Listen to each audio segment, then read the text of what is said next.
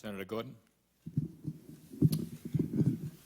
Ms. Meissner, you have, I think, quite eloquently outlined dramatic changes in INS, and to the contrast of Ms. Ryan, at least increasing resources with which to carry out its functions.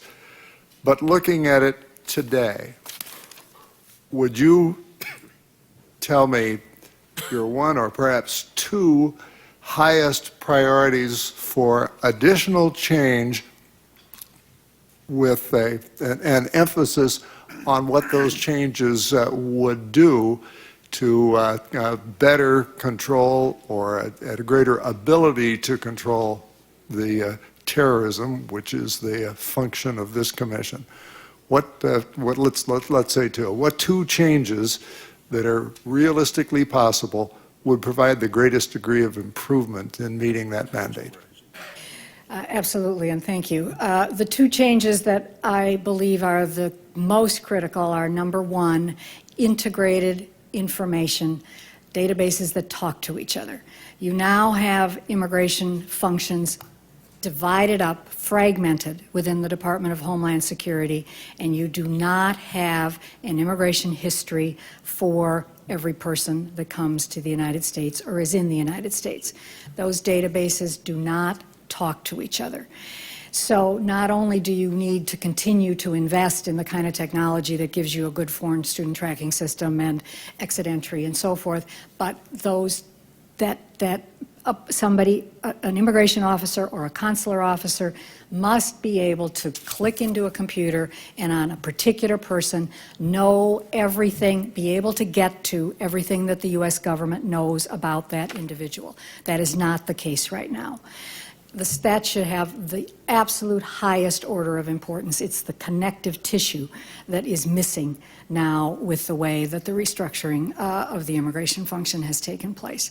The second thing is the kind of interagency coordination between the frontline agencies and the intelligence community that was suggested in the staff statement. The frontline agencies are consular affairs, the immigration, the new immigration bureaus, the customs officers, the Department of Agriculture, those entities that are in what we used to call, we're in retail. We've got to open the store every day.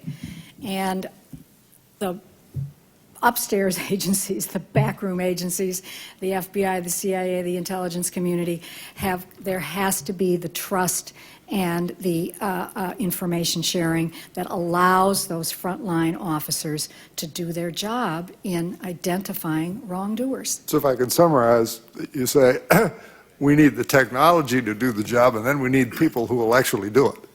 Well, and the relationships. Between agencies. Ms. Ryan, you have retired from an agency which was losing resources during much of your time of responsibility, but nonetheless, within the ambit of what the Department of State does, what would be your two highest priorities? Well, I share Commissioner Meissner's concern about the integration of databases. In, I think it was October of 2001, there was created what was called the Foreign Terrorist Tracking Task Force, which was supposed to merge all the databases in the government so that everyone had the same information on everyone who was in various databases. I detailed an officer from the visa office to that task force to ensure that the information that we got was information that we could use. I mean, we can't just use a name. We have to have at least a country of birth and an approximation of a date of birth.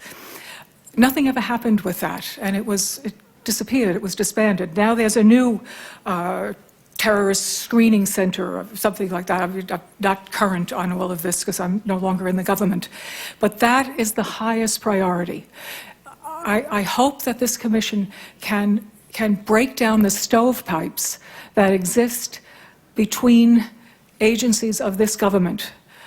One agency having some information, another agency having some information, and perhaps another agency having no information.